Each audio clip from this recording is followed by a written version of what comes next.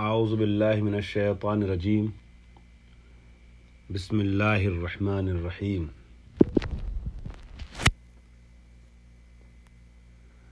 والارض بعد ذلك دحاها اخرج منها ماءها ومرعاها الى آخرہ۔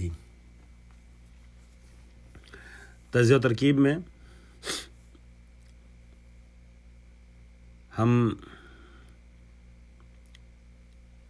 گزشتہ درس میں ضحاہا تک پہنچے تھے۔ واغطش لیلہا واخرج ضحاہا،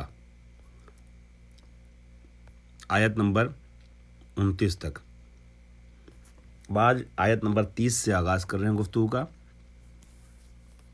والارض، یہاں واو جو ہے وہ استنافیہ ہے، استنافیہ کہنا بہتر ہے، عاطفہ کا بھی احتمال ہے لیکن استنافیہ کہیں تو بہتر ہے کہ نئے سرے سے گفتگو چل رہی ہے، ایک نیا جملہ ہے۔ والارض، اور ارضا مفعول ہے فعل محذوف کا، فعل مقدر کا، کہ جس فعل مقدر کی تفسیر کر رہا ہے فعل مذکور۔ یہ باب اشتغال ہے جس کی طرف میں پہلے بعض مرتبہ اظہار کر چکا ہوں، اشارہ کر چکا ہوں، بیان کر چکا ہوں کہ جب ایک فعل ذکر ہوتا ہے جس فعل کے بعد ضمیر آتی ہے اس اسم کی کہ جو فعل سے پہلے مذکور ہے، اور وہ ضمیر فعل کو اپنی طرف مشغول کر لیتی ہے، تو جو اس فعل سے پہلے اسم مذکور ہوتا ہے اس کو اگر ہم منصوب پڑھتے ہیں تو یہ ماننا پڑتا ہے کہ اس کے پہلے ایک فعل مقدر ہے، جیسے زیدن ضربتہ، فعل مقدر ہے اور فعل مقدر کی تفسیر کر رہا ہے فعل مذکور، تو زیدن ضربتہ میں ہم کہیں گے ضربتو زیدن ضربتہ، ضربتہ کا جو مذکور ہے ضربتہ، اس کا مفعول اس لیے ہم نہیں کہہ سکتے ہیں زیدن کو کیونکہ آلریڈی ضربتہ نے مفعول لے لیا ہے، ہو ضمیر۔ ویسے ہی یہاں پہ بھی ہے۔ والارض، یہ باب اشتغال ہے۔ والارض مفعول ہے دہا مقدر کا، پھر بعد مضاف ذالک مضاف الیہ، بعد ذالک یہ مضاف الیہ مل کر چونکہ یہ ظرف ہے تو یہ ظرف متعلق چاہتا ہے، متعلق ہوتا ہے کسی متعلق کو چاہتا ہے، تو یہ متعلق ہے دہا کے، اور اس کے بعد جو دہاہا ہے یہ دہاہا فعل فاعل، چونکہ فاعل کی ضمیر ہوا کی جو اللہ کی طرف پڑ رہی ہے، اور ہا مفعول، یہ پورا جملہ قرار پایا، جملہ مفسرہ ہے۔ میں جملوں کے بارے میں کچھ اور آگے وضاحت کروں گا۔ اخرجہ، تو اصل جملہ ہے وَدَحَ الْأَرْضَ بَعْدَ ذَلِكَ، اور دہاہا جو ہے وہ جملہ مفسرہ ہے، دو جملے اس میں ہو گئے اصل میں، ایک دہائے محذوف یا مقدر کے ساتھ اور ایک دہائے مذکور کے ساتھ۔ ان دونوں کا اعراب میں آگے عرض کر رہا ہوں بھی۔ اخرجہ یہاں بھی فعل ہے، اور یہ فعل چونکہ نیا فعل ہے، عطف نہیں ما قبل کے اوپر، یہ جملہ جو ہے وہ جملہ مستانفہ ہے، البتہ استناف بیانیہ، کہ جو ما قبل والے مطلب کو ایک طریقے سے بیان اور واضح کر رہا ہے، تو اس لیے اس کو استنافیہ کہیں گے، اور استنافیہ بیانیہ یا استناف بیانی۔ اخرجہ فعل بفاعل، وہی ضمیر ہوا جو اللہ کی طرف پڑ رہی ہے، منہا جار مجرور متعلق ہے اخرجہ کے، ما آہا، ما آ مضاف، ہا مضاف الیہ، ما آہا ومرعاہا۔ اچھا، یہ ما آہا مضاف الیہ مل کر کے یہ مفعول بنے گا اخرجہ کے لیے۔ واو جو ہے یہ حرف عطف ہے، مرعاہا مضاف الیہ، مرعاہا مضاف الیہ مل کر کے یہ अत्फ होगा माहा पर, तो जो माहा का इराब है वही मरआहा का इराब रहेगा मफूल होने की वजह से। माहा मफूल है मंसूब, वाव ने अत्फ किया तो मरआहा भी वही इराब पाएगा जो मातूफ अलैह का है। वल जिबाला, वाव हर्फ अत्फ है, अल जिबाला अरसाहा वैसे ही है, वल जिबाला अरसाहा वैसे ही जैसे वल अर्दा दहाहा है, कि यहाँ पे भी एक फ़ेल अरसा मुक़द्दर है जिसका मफ़ूल है ये अल जिबाला, और हा जो बाद में आ रहा है ये अरसा मज़कूर का मफ़ूल हुआ, और ये अरसाहा तफसीर कर रहा है फ़ेल मुक़द्दर की। मताअन, या मताअन में कई एहतमालात दिए जा सकते हैं। एक एहतमाल जो है तमीज़ का भी है, एक एहतमाल मफ़ूल मुतलक का भी है, लेकिन बेहतर एहतमाल जो मेरी नज़र में है वो मफ़ूल लिअजले का है। हमने करार दिया है तुम्हारे लिए ज़मीन को, चरागाह ज़मीन को जो है तुम्हारे लिए बिछाया है, फ़र्श बिछाया है, बनाया है ज़मीन का फ़र्श तुम्हारे लिए, और हमने जो उसमें से तुम्हारे लिए खाने पीने का सामान निकाला है, ठीक है, और हमने पहाड़ के ज़रिए से ज़मीन को मसलन दबा दिया है, पहाड़ को कील बनाया है, मीख बनाया है ज़मीन के लिए, और पहाड़ की कुछ खुसूसियतें हमने रखी हैं। ये सारे काम जो हमने किए हैं ना, किस लिए किए हैं? लिअजले मताइकुम, मफ़ूलुन लिअजले यानी मफ़ूल लहू, तुम्हारे लिए हमने इसको मता करार दिया है। मालो मता, ज़िंदगी के आसाइश के सामान करार दिया हमने, आसाइश हयात का सामान करार दिया इन चीज़ों को। मतान मफ़ूलुन लिअजले। लकुम जार मजरूर मुताल्लिक़ है मतान के, और ये आपसे अर्ज़ कर दूँ मफ़ूलुन लिअजले का आमिल ये फ़ेल है जो पहले ज़िक्र हुआ है। अलबत्ता इनमें से किसी भी एक फ़ेल को आप मफ़ूलुन लिअजले का आमिल करार दे सकते हैं, चूँकि सारे अफ़ाल की वजह मतान है। दहाहा भी, अरसाहा भी, मेरे ख्याल से हाँ अखराजा भी, 3 अफ़ाल।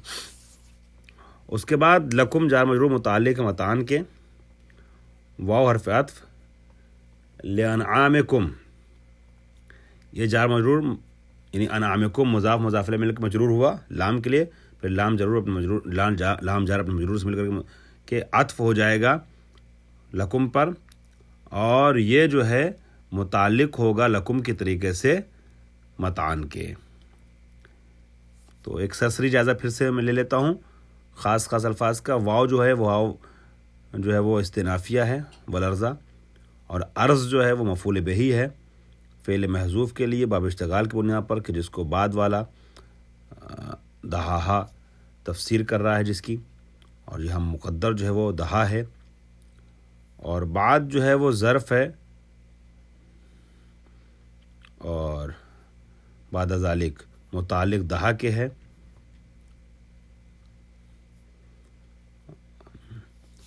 और मिनहा जो जार मजरूर आया है यह अखरजा के मुताल्लिक़ है। अलजिबाल ज़मीन ही के तरीके से यानी अलअर्ज़ के तरीके से है, ठीक है, मतलब अरसल जिबाला अरसाहा, इस तरीके से। और मतान के बारे में मैंने अर्ज़ किया 3 एहतमालात हैं, और मेरी नज़र में मफ़ूल मुतलक और मफ़ूल मुतलक और तमीज़ से ज़्यादा बेहतर यह है कि इसको मफ़ूल लिअजले करार दिया जाए। लकुम मुताल्लिक़ मतान के, और लिअनआमिकुम भी इसी तरीके से है। अब जुमले का फिर आप एक बार इराब देख लीजिएगा।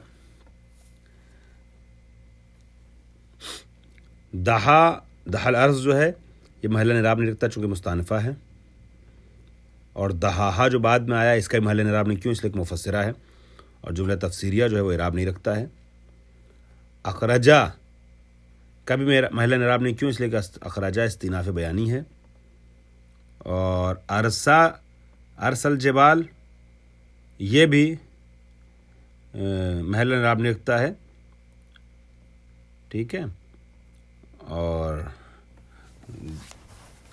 عطف ہوا ہے دہل ارزا کے اوپر، تو جب معطوف علیہ اعراب نہیں رکھتا تو معطوف بھی اعراب نہیں رکھتا۔ جملہ ارساہا یہ بھی محل اعراب نہیں رکھتا ہے۔ یہ کیوں نہیں رکھتا ہے اعراب ارساہا؟